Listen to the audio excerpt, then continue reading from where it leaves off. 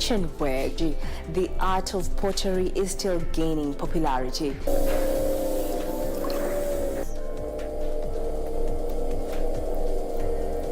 The process proudly brought to you by Buchan Furnitures Limited. Local manufacturers of quality office furniture and dealers in quality office equipment like fireproof safes and cabinets. For orders, visit our showroom at Uniafric House, Koinange Lane off Koinange Street.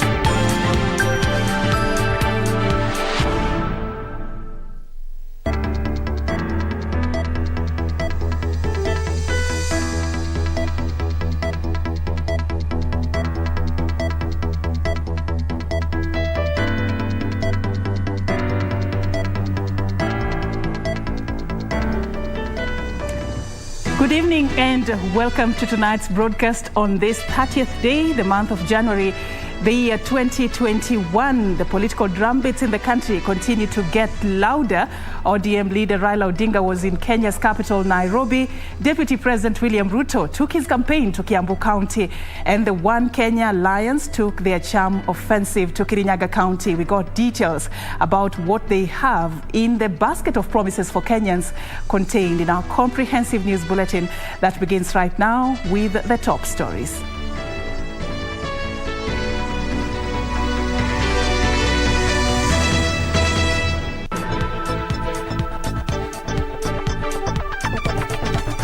What business do Kenyans have electing a man who operates on deceit and conmanship?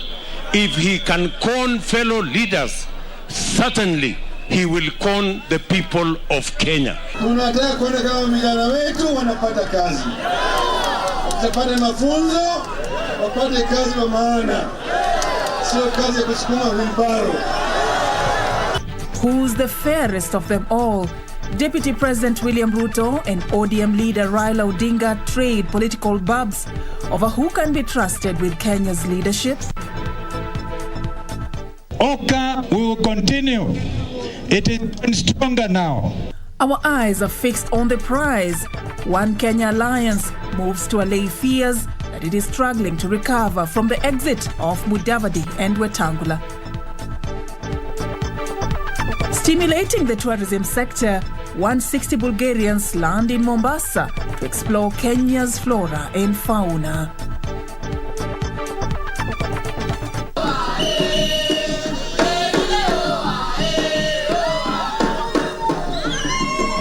And staying true to culture, Major General Peter Njiru urges Kenya's allied states to use their diversity to strengthen regional cooperation.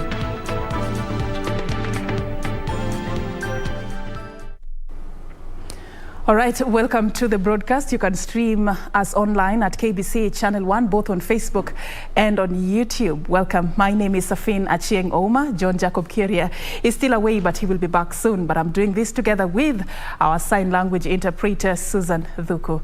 Now, on to our top story. Deputy President William Ruto has hit out at ODM leader Raila Odinga, accusing him of political mischief. Ruto claims that Raila has failed to keep the promises he makes to his political allies and as such cannot be trusted by Kenyans. Ruto, who was speaking in Limuru, Kiambu County, exuded confidence in the political partnership between UDA, ANC and Ford Kenya. Deputy President William Ruto was in Limuru, Kiambu County Sunday, sustaining his campaign for the 2022 general election. Round 1 na 70%. It was while here that Ruto warned Kenyans against trusting ODM leader Raila Odinga, whom he accuses of political mischief.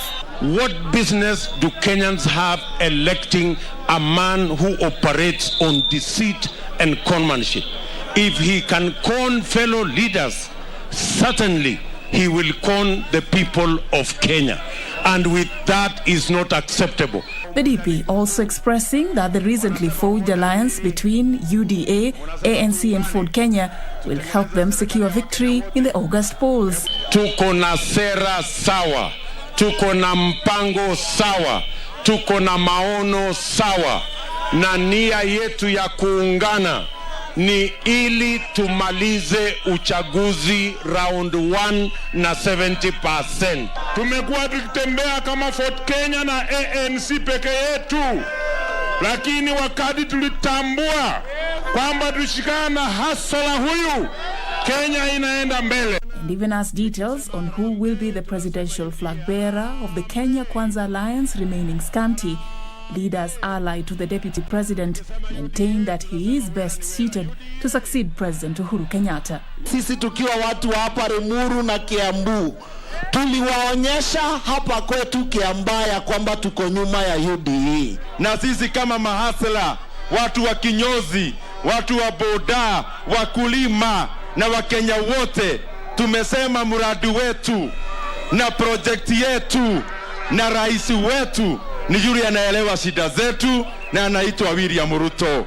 Na sisi tutasimama na Dr. William Samoei Ruto to make sure anaingia State House. Na msidanganywe, Azimio ni ODM na ODM ni Azimio.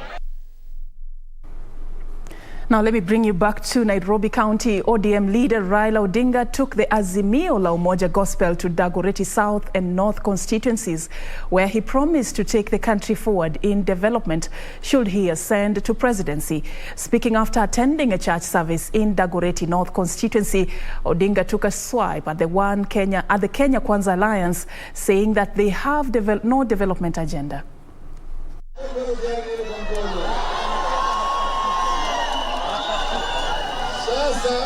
The Azimio la Umoja Brigade pitched camp in Dagoretti North and South constituencies today, where they preached the unity gospel.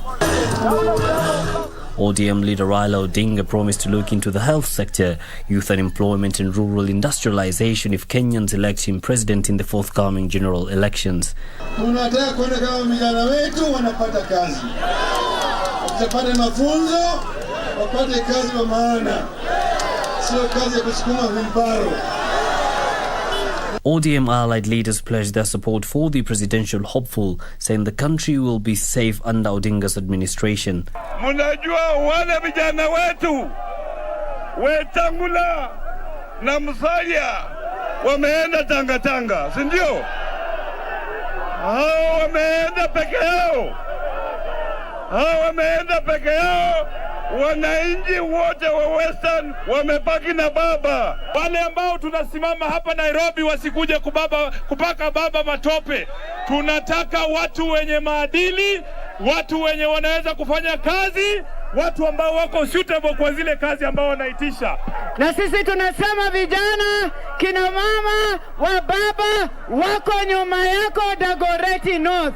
Odinga further took a swipe at the Kenya Kwanza camp, saying their agenda isn't economically viable. Bei ya unga mimi najua mambo ya bei ya mafuta, kila kitu mimi najua, sio sawa.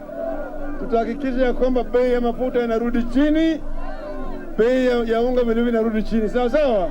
The leaders further called on Kenyans to register as voters in the ongoing second voter registration exercise by IEBC before the deadline so that they can make their choices hard in the ballot.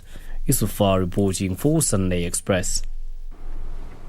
All right, moving this forward, the One Kenya Alliance has ended the weekend with an assurance to its supporters that the union is still strong despite the exit of Musalia Mudavadi and Moses Wetangula.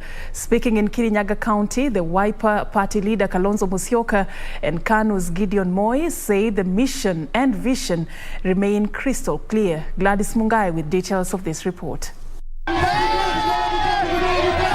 It is now clear that NARC Kenya Party leader Martha Karua has moved in to fill the void created by the exit of Musalia Mudavadi and Moses Wetangula from the One Kenya Alliance. I will be able to work for Kirinyaga while continuing to give my services also to the nation of Kenya.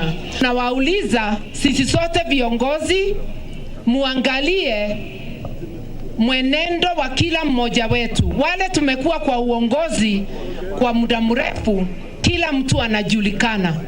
Kama kila mahali unapitia ubora na kuomba, tusichague mtu wa aina hiyo. We stand for true leadership na Martha Karua. Integrity in leadership. Ndio tumekuja hapa tuambie hiyo. Wangapi wanaruhusu Martha aungane na ndugu yangu Gideon Moi na mimi tuokoe Kenya? Wangapi wanakubali? After dancing to the tunes of Blossoming Alliance in Machakos on Saturday, the concert shifted base to Karua's backyard on Sunday. NARC Kenya! NARC Kenya! Here OKA remained defiant that the so-called earthquake had indeed strengthened its resolve to make Kenya a better country come August. Hii kura ambayo itakuja, the national elections, hatutaki tafadhali ati tuende round 2. Hakuna round moja. Round ya kwanza tumalize. Round ya Oka, we will continue. It is stronger now. Unajua ndugu wengine walikuwa wanauliza na mimi anasema wale ndugu walituacha. Whom can you trust? Wakaenda usiku wakatuacha. The leader stole into Deputy President, accusing him of deserting the head of state. Badale wewe mwadalifu kwa kiongozi wa nchi mwenye instruments of power, unamwadama, unamtukana, na wewe ni deputy yake. People with a record of corruption, a record of abusing and mismanaging public resources. Even if they promise you heaven, with what are they going to fulfill their promises? Martha Karua's entry into the One Kenya Alliance is seen as a shot in the arm for the political union that has struggled to find its footing in the race for State House. Reporting for Sunday Express, I'm Gladys Mungai. All right, and let's stay on the campaign trail. Amani National Congress Party leader Musalia Mudavadi has dismissed claims of being a political traitor who cannot be trusted with the country's leadership. Speaking after attending a church service at St. Faith ACK Church in Rongai, Kajiado County, Mudavadi said he has no apologies to make to former allies in the One Kenya Alliance over his decision to team up with Deputy President William Ruto under the Kenya Kwanza Alliance. Ben Shumba reports. Exactly 1 week after Wiper Party leader Kalonzo Musyoka and his KANU counterpart Gideon Moi staged a dramatic walkout from ANC leader Musalia Mudavadi's presidential campaign launch at the Bomas of Kenya, the former One Kenya Alliance allies continue to trade accusations over who is to blame for the split. 5 years nilikuwa tayari nimwambie ndugu Mudavadi, I will now support you openly so that we also can show Kenyans kunaweza kuwa viongozi whose word is their bond. Wale ambao wanababaika waambie those are the effects of the earthquake. The earthquake inaendelea. However, speaking after a service at St. Faith ACK Church in Rongai, Kajiado County, NC party leader Musalia Mudavadi faulted his former allies for labeling him a political betrayer in forming a new alliance with Deputy President William Ruto. We had broad consultations and we made our pronouncement when we were at the National Delegate Conference, in broad daylight, not at night, in broad daylight. We made it very clear that we are taking a different course. We were creating the earthquake that will make Kenyans make that decision. So we did not betray anybody. Despite the former OCA principals claiming disunity and distrust slowly shredded their union, Mudavadi claimed his former allies were already warming to Azimio la Umoja movement affiliated to ODM leader Raila Odinga. The truth of the matter is that when we were engaging with some of the members who were in that OCA wing, we could see that wao walikuwa wanataka kuegemea kwa mradi wa serikali. Na wananchi hawakutaka mradi wa serikali. Wanataka wachague viongozi wao. So I stood with the people. Ben Chumba, Sunday Express. All right, thank you, Ben Chumba, for that report. We continue to update you on every step being taken on that road to the 2022 August polls right here on KBC Channel 1. That report takes us to our first break. To stay with us. Still more coming up ahead.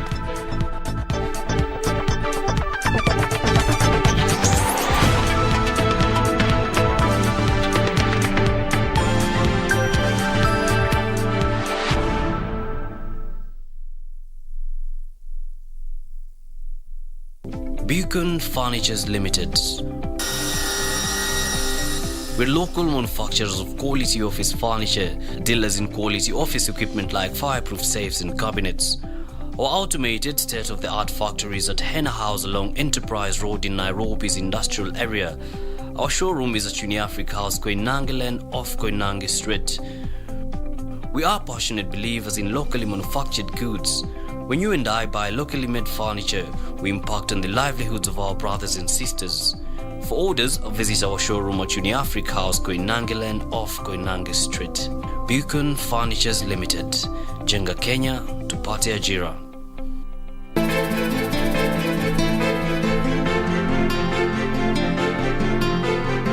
Ungetupa chetu, hiyo tamaa ingekuwepo. Hiyo tamaa ndio iliwafunga macho nyinyi mpaka mkaa hamkuwa tayari. Siku yako itafika tu. Sikutarajia kuwa utapata ujumbe wangu. Kabisa hawawezi kuoana. Tatizo liko wapi? So ndio ndo macho yangu huko mjini. Na nikifanya mzaa hata nitakupoteza peupe. Sasa akili kichwani mwako. Kwa heri.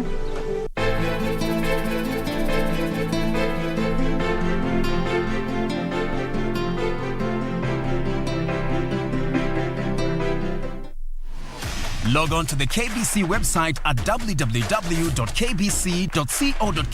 to get the latest breaking news, entertainment, sports, politics, lifestyle or business trends from Kenya and around the world. Never miss new episodes from your favorite TV shows, reruns and movies. Just stream online or watch live on your YouTube channel at KBC Channel 1 TV shows. For the day's biggest stories, trustworthy news and family entertainment, log on to KBC Channel 1. Watch what you want anytime, anywhere.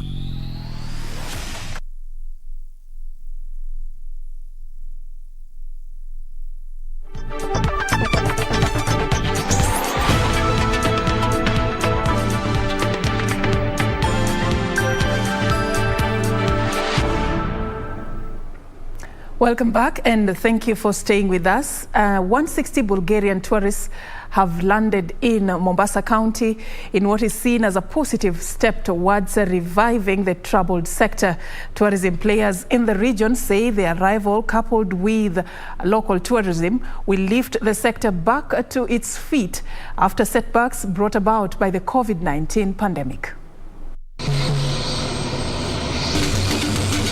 Addressing the press shortly after welcoming the tourists, Kenya Tourism Board Marketing Director Fred Okeo said the arrival of the flight gave a ray of hope to the struggling tourism industry. There were those restrictions, but they went out of their way to show confidence.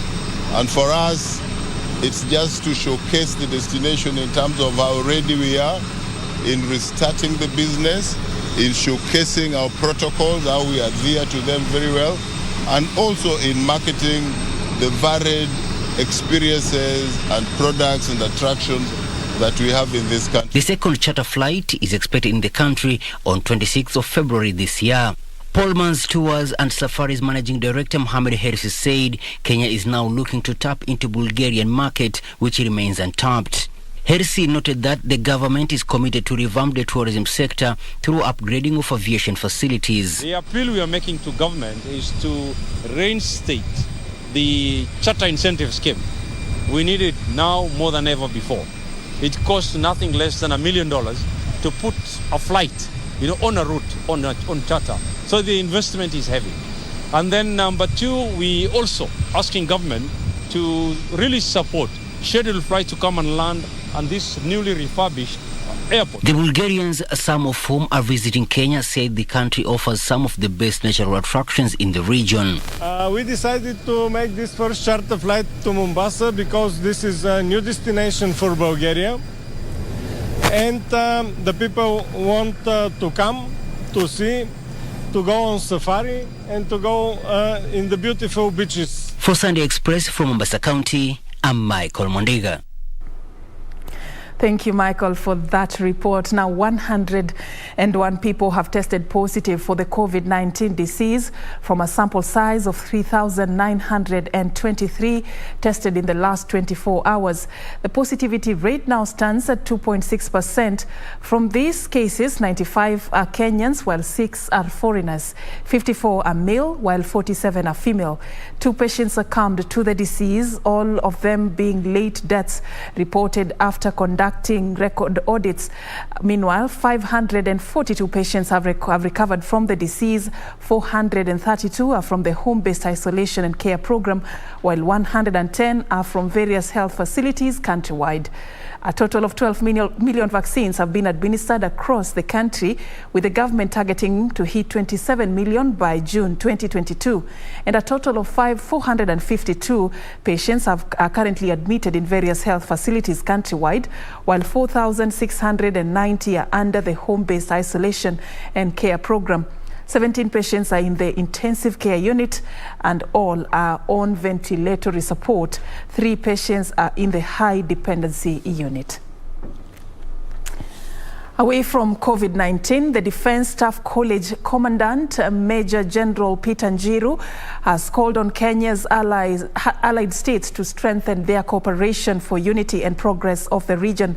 The Commandant spoke during the Defence Staff College Cultural Day held at the Staff College in Karen that saw 10 African countries, among them Kenya, showcase their rich cultural artifacts, meals and traditional dances. The annual celebration is held to foster regional cooperation.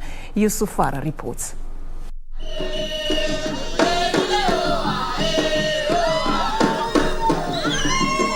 Songs and dance filled the air. The Defence Staff College in Karen as guests and staff alike came together to celebrate the annual Defence Staff College Cultural Day.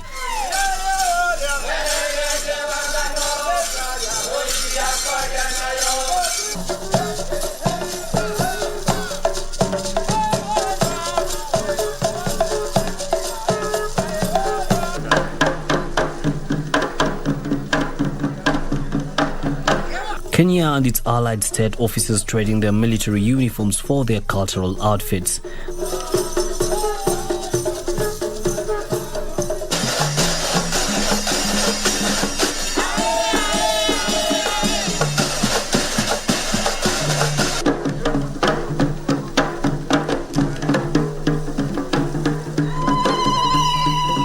The college commandant, Major General Peter Njiru, and his team will then be treated to traditional dances by the Defence Forces allied states present.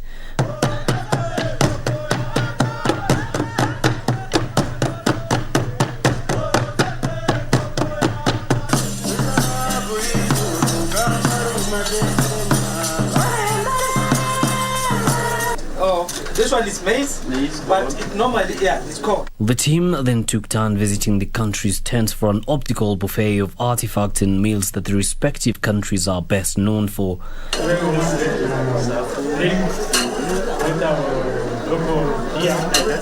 Major General Peter Njiru expressed his delight in the cultural diversity and similarities showcased in the Cultural Day as a reason for fostering a good relationship with the allied states.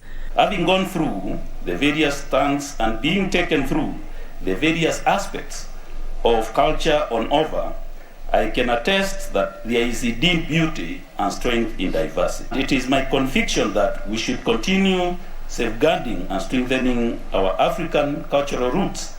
As the Swahili says, Mwachamila ni mtumwa. The commandant further added that through the Cultural Day, the college will produce graduates that have respect and appreciation for other nations' traditions. The diversity in cultural orientation does not only inspire creativity and drive for innovation, but also gets to understand the world better and therefore prevents negative views on some cultures. The annual event brought together 61 officers, 47 among them Kenyans and the rest from the 9 countries present. Africa's cultural diversity has today been showcased in a show of its own kind with a touch of military precision, with the officers showing that they too can be cultural ambassadors of their countries. Yusufar reporting for Sunday Express. Great reporting there, Yusuf Farah. Now, moving on, residents and conservationists in Kiambu County celebrated World Wetlands Day during the annual Ondiri Wetland Conservation Run. The run, which was graced by the county governor, aims at raising awareness and resources towards the conservation of depleted wetlands in the country. Wetlands are an important source of water.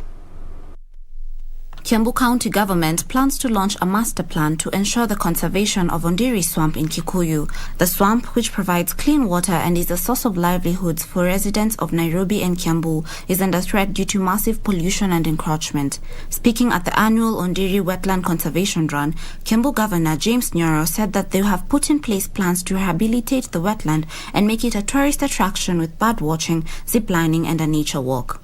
On our part, as the county government of Kiambu, we are working closely with the Friends of Ondiri and all the residents to make sure that we observe what it takes to maintain this wetland. We have come up with a master plan. In fact, we have a budget and we have a plan to make sure that it is not only a wetland, but we will make it a tourist destination. The Friends of Ondiri Wetlands, who organized the run, emphasized the importance of conservation of the depleting wetlands. Counties were also urged to work with local communities to protect wetlands from land grabbing and pollution. The event was held as a build-up to the World Wetlands Day, which is celebrated on the 2nd of February. And wetlands are disappearing 10 times faster than forest. And our appeal to the world is that, and to the communities of the world, is that we need to give more attention to the wetlands. We want to call upon the county governments that have wetlands, that they should actually desist from having those wetlands as wastelands or damming sites. Now, the government has been urged to come up with mechanisms of curbing the increasing incidents of murder and suicide among police officers. John Arile, a retired police officer, said there is need for the National Police Service to monitor officers on a regular basis in order to keep their welfare and mental health in check. It was a rare ceremony for the residents of Kusolol in Chepariria, West Pokot County. The residents mingled with serving and retired police officers in song and dance to celebrate the homecoming of retired police officer John Arile after being in service for 42 years.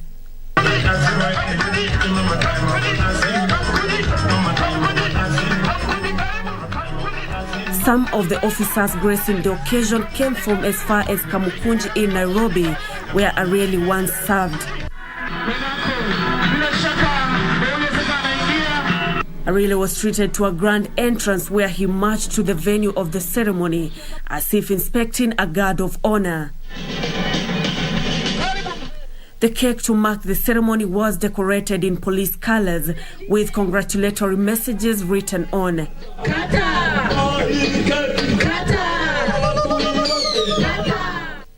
Arile expressed concern over the increase in cases of murder and suicide among police officers in the country and stressed the need for action. He said that it was time for the National Police Service to pay keen attention to the officers' welfare and ensure proper communication between police bosses and their juniors. Unaweza kupika transfer kama Northeastern tuseme huko Nairobi na pengine huko na watoto wako wa shule. Ukipigwa transfer hakuna mtu anajali. Ukisema wacha nifanye watoto kwanza ni transfer waende shule ya nyumbani, unaambiwa hakuna. Naambiwa mpaka uende. Sasa vitu kama hizo ndio unaona hao vijana wetu siku hizi wanakinyonga, wanacommit suicide.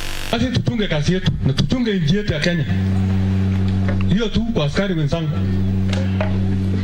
Sioni kama iko shida nyingine. Unajua kazi yetu hata ukifanya mzuri raia wewe sema umefanya kazi mzuri. Sasa ni kungangana tu. Ile atasema umesaidia sawa. Usiposema sawa tu. And as curtains fall on his 42 years in service, Raila says he will use his vast experience in service to mentor young police officers.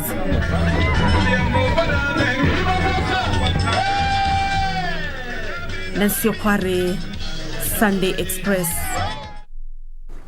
Indeed, thank you for your service, John Raila, and to all men and women in uniform who put their lives on the line to safeguard the peace and stability of this country. Now, moving this forward, Meru County Government intends to convert the home of freedom fighter Field Marshal Musa Mwariama and his graveyard into a historical tourist site. Mwariama is among the freedom fighters whose survival tactics gave the colonial masters a hard time as he eluded their attempts to capture him. Nancy Okware with this story.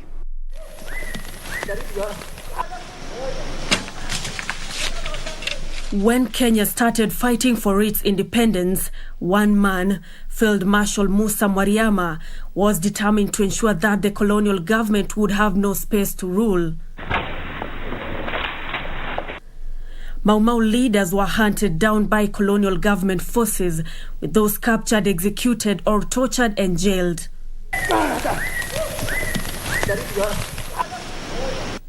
But Mau Mau fighters' resilience to the cruelty kept the independence struggle alive. Field Marshal Musa Mwariama was one of those fighters.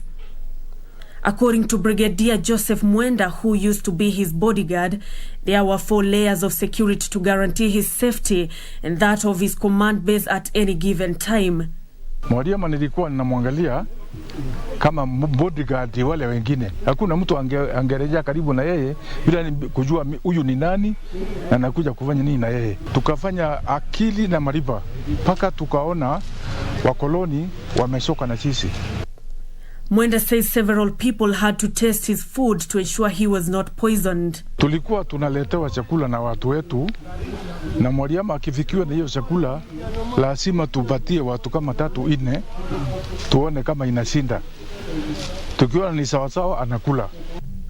He recalls how soon after independence, Field Marshal Mwariama and 8 of his men were hosted by Mzee Jomo Kenyatta at his Gatundu home, where he presented Mwariama with a Kenyan flag and reassured him that the nation was now free.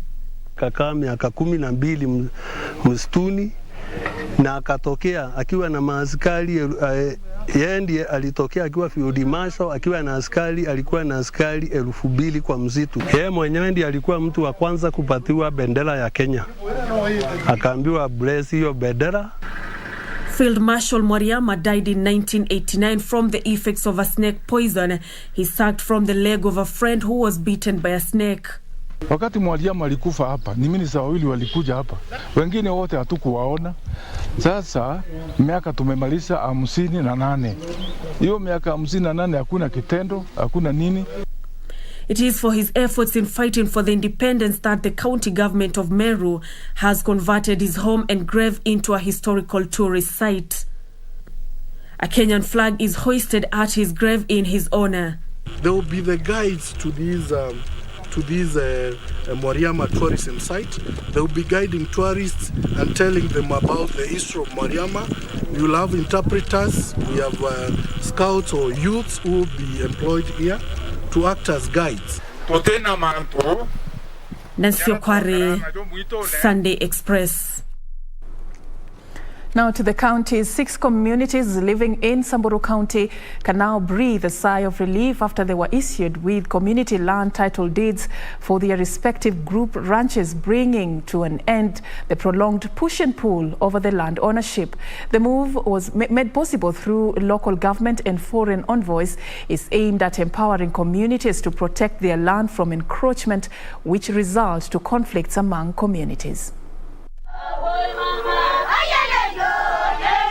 The 6 communities living in the larger Samburu County are a happy lot after their efforts to have land tenure rights through public participation forums and documentations finally paid off. Tulichukua 5 years tukifanya registration ambaye ni kitu inasafanyika within 2 weeks or 3 weeks kwa wale watu wanaelewa. Tukaspend pesa kiasi lakini hatu lose hope baada ya watu wetu kuelewa na kwa sasa wako sawa. Meanwhile, families in Goigwa Thika, whose property went up in flames on Christmas, have gotten some reprieve after they received 165,000 shillings from Kiambu County government. Tunauliza wenye wamebarikiwa na mali na wenye ni wa roho safi, juu kupeana sio mali, kupeana ni roho. Wenye wako na roho ya kusaidia hawa watu waniambie niweze kuwaleta kwa hawa watu ili mwenye ataweza kuwasaidia na 5,000, 10,000, 20,000 ndio hawa watu wangu waweze kurudi kwa laini yao ya maisha.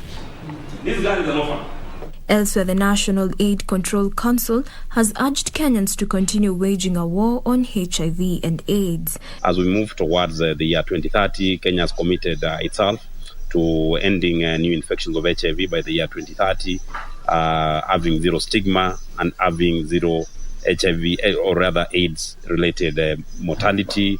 And a young woman in Wamita village, Gatondo South, is appealing to well-wishers to help her raise 2 million shillings to enable her undergo medical treatment in India.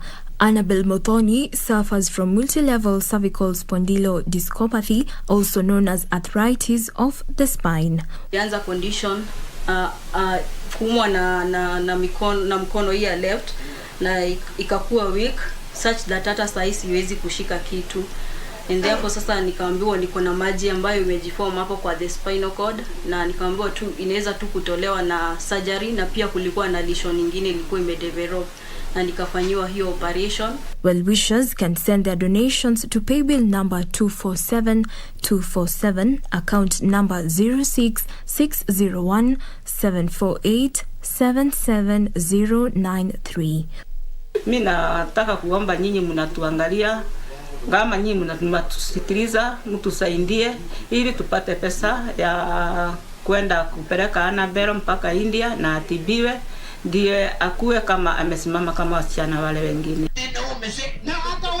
Finally, former Kipkelion MP Magerel Langat has called on the government to erect a monument for cooperatives at Kipkelion town in Kericho County to signify where the foundation of the cooperative movement in the country was laid in 1909. Lumbwa Cooperative Society was the first to be registered in the country and across the region under the British laws. Unajua ile nyumba ya magunia pale tulikuwa tumeomba serikali i-reserve kama monument ya cooperatives katika Kenya ulimwengu mzima, because the first cooperative in the world ilikuwa hapa Kipchoria.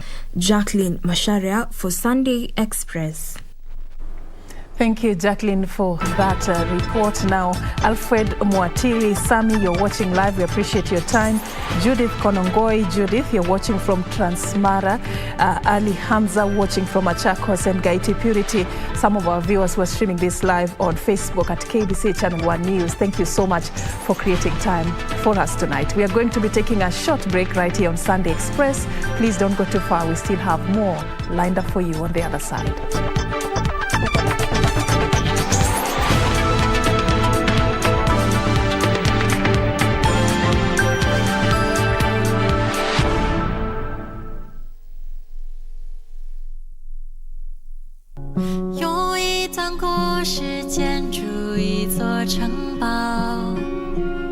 I want you there to share in my happiness. Please come, okay? I create opportunities for myself. Others don't give them to me, and no one knows what I want better than myself. Mom, what do you think? great. But we should have told your dad in advance. I shouldn't be here tonight. They're making a toast. I don't know if it's proper for you to go in right now. This isn't proper. It'll be fine. It's already taken care of, right? 有一段故事建筑一座城堡，回忆放进去后就不再。 Do you have a news story to share with KBC? Get in touch swiftly on email news@kbc.co.ke or call 0723 892 654 or 0734 780 124.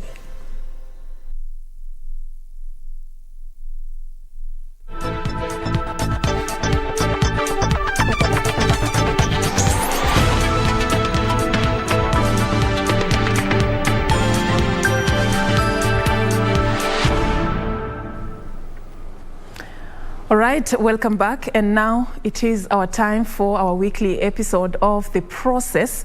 And tonight we focus on the art of pottery. How does clay end up being something beautiful and useful? Jackie Wambiru takes us through this. Take a look.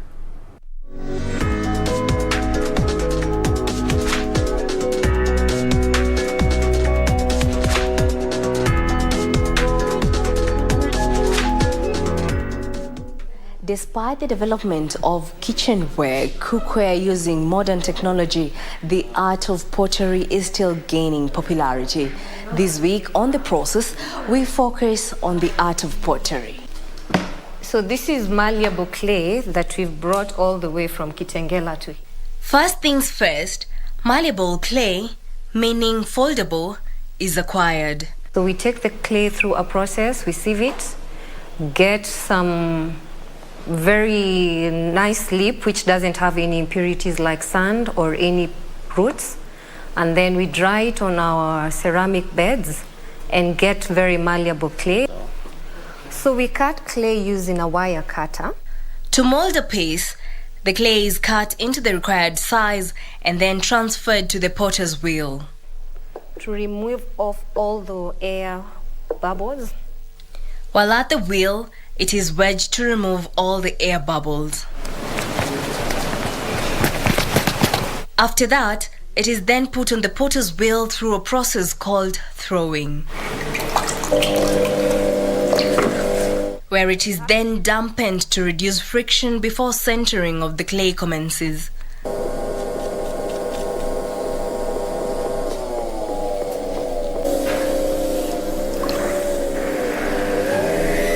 Centering of the clay requires the clay to be pulled up and down.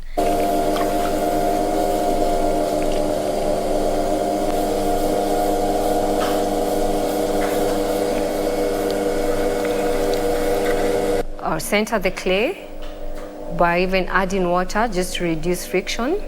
We pull up the walls, open the piece, pull up the walls, and then we get the desired shape that we want. And by doing this, the clay is centered.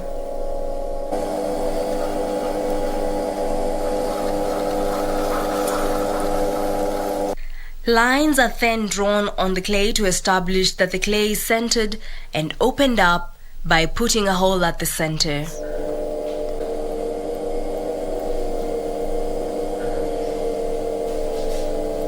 So all the lines were well centered. So right now I'm opening the piece. So I put pressure using one of my fingers.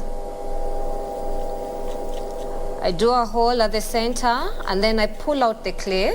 It is then removed from the potter's wheel using a clean wire cutter and allowed to dry. The bottom is not very heavy, so I'll just trim it. Trimming then takes place so as to acquire the desired shape and weight. Trim the pieces so that we can get the desired shape as well as the desired weight. We don't want very heavy pieces or a little bit of faulty pieces, either on the rims or even on the final piece. The pieces then undergo a drying process by letting them sit out. So we take the pieces through drying, and which is a very natural way of drying. So depending with the size of the piece, the smaller they are, they take a shorter time. The bigger they are, they take a longer time. So we leave them out, and at times we have to slow down the process of drying by covering them up with polythene. But that is for the very big pieces when you don't want them to develop cracks. So I'm going to arrange these pieces in our kiln. After letting them sit out, the pieces are traversed to the electric kiln where they're fired up. After placing the pieces in the electric kiln, the pieces undergo a process known as water smoking. I'll leave the kiln open just slightly at the top, and also the plugs will be open just to allow any moisture to come out, and that is called water smoking. After 12 hours, the fired up pieces are removed from the kiln. After the pieces are hardened by heat, they're now referred to as ceramic or bisque. The bisqueware then undergoes glazing, which involves the use of metal oxides to paint, dip or spray the pieces. After glazing, the pieces are then returned to the electric kiln and heat up so as to achieve the final product. Very safe metal oxides. So we either dip, we spray, or repaint the pieces, and then we get our glazed pieces like this. This is a glazed piece, which we are going now to return back to the kiln, fire it for like 12 hours at a higher temperature of 1100 degrees Celsius, and now get the final products. The final products are now ready for market. Jackie Wambiru, The Process.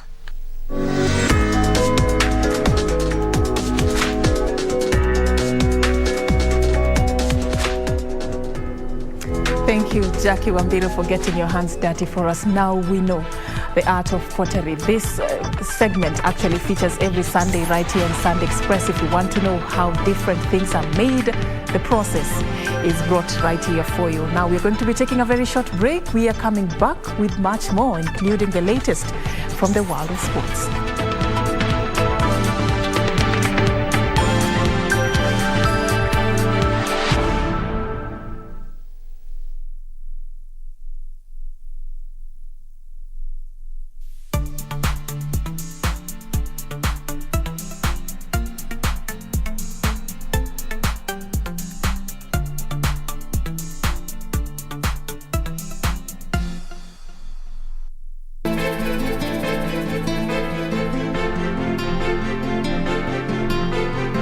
Ungetupa chetu, hiyo tamaa ingekuwepo. Hiyo tamaa ndio iliwafunga macho nyinyi mpaka mkaa hamkuwa tayari. Siku yako itafika tu. Sikutarajia kuwa utapata ujumbe wangu. Kabisa hawawezi kuoana. Tatizo ulikuwa wapi? So yeye ndo macho yangu huko mjini. Na nikifanya mzaa hata nitakupoteza peupe. Sasa akili kichwani mwako. Kwa heri.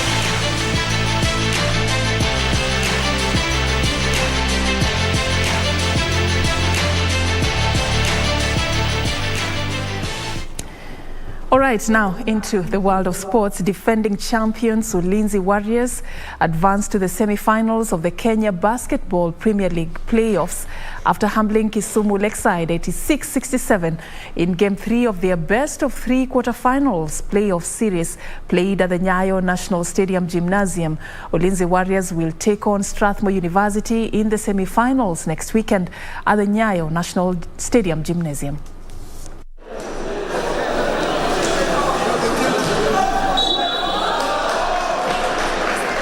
Ulinzi Warriors recovered after losing the opening game to Lakeside, easily winning Game 2 and 3 to advance to the semi-finals. Led by national team players Captain Eric Motoro, Victor Bosire and Valentine Nyakinda, the defending champions won the first quarter 21-13. Lakeside fought hard in the second quarter but lost 28-13 to send the match into the breather, Ulinzi Warriors leading 49-26.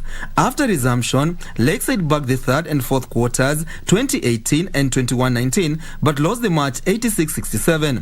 Ulinzi Warriors will now take on Strathmore University in the semi-finals next weekend.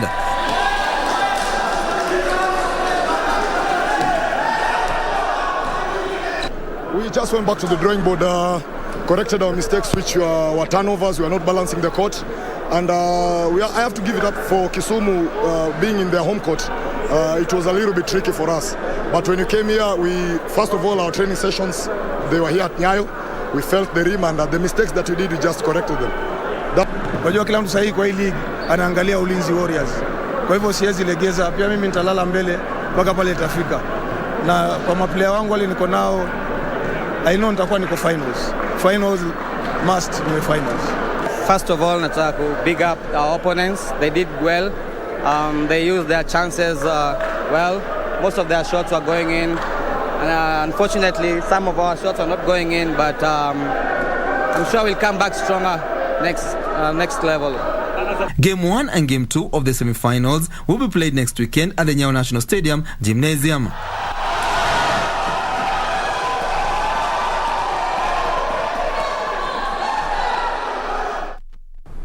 From basketball to swimming, Brisbane Swimming Club and USIU Dolphins Swim Club bagged a lion's share of medals on day 2 of the NCAA Swimming Championship held at Makiri School right here in Nairobi. The two-day event brought together 27 swimming clubs.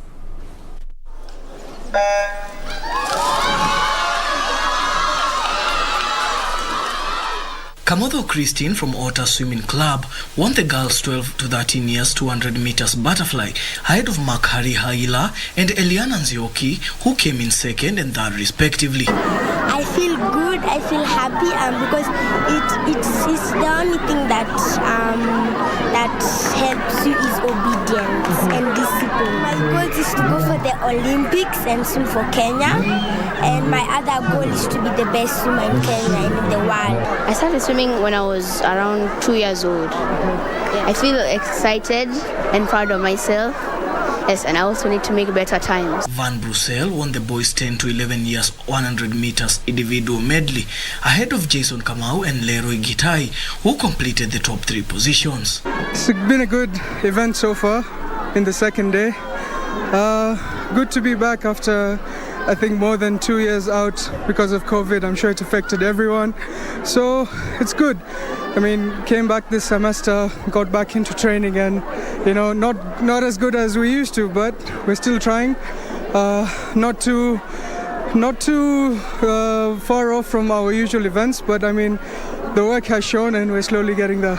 27 teams took part in the NCAA Swimming Championship. Daniel Mwendwa, Sport.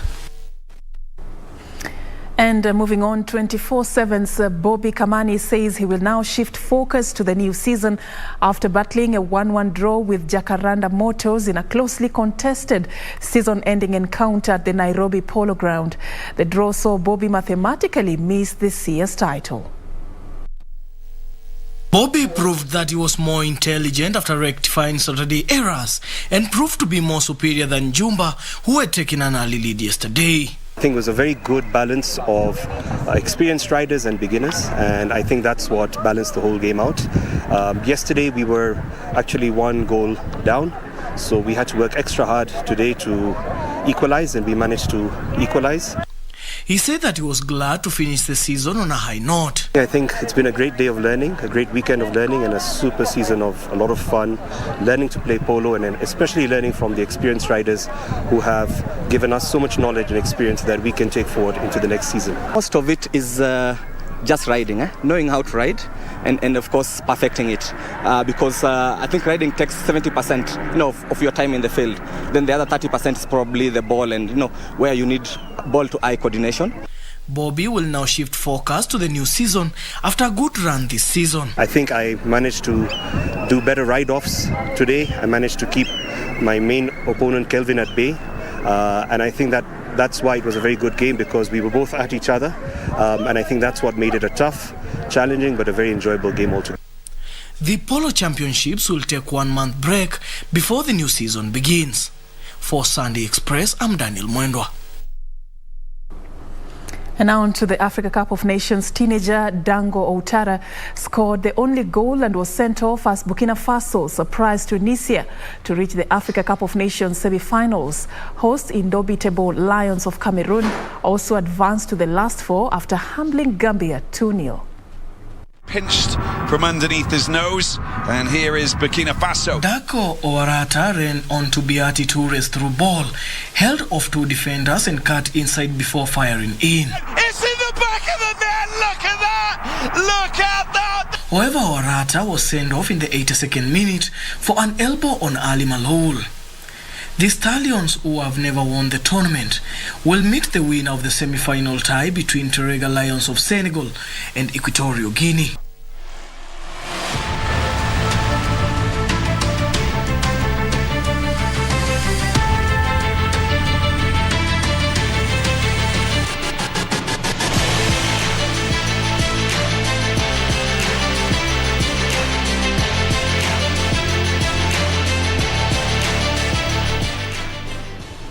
Right, on that sporting note, we wrap this up on this second last day of the first month, the year 2022.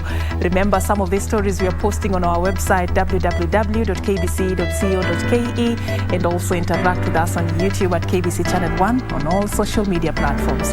My name is Serfine Achieng Ouma. I've been doing this together with Susan Thuku, our sign language interpreter. We thank you for catching the broadcast tonight. Have a good one.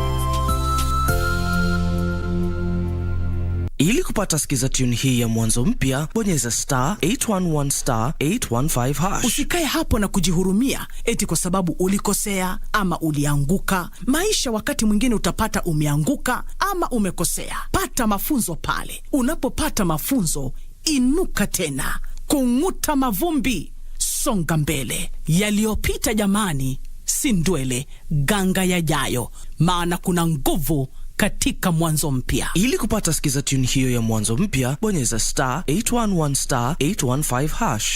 *811*815#. Tusirudi nyuma kwa mipaka na nchi kufungwa. Tusirudi kwa biashara na shule kufungwa. Kwa kutoweza kukutana. Kwa kutengana na tuwapendao. Tusirudi nyuma. Na kuhitaji unikinge, pata chanjo. Ili tuendelee na maisha vizuri. Na kuhitaji unikinge, pata chanjo.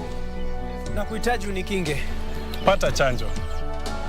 Na kuhitaji unikinge.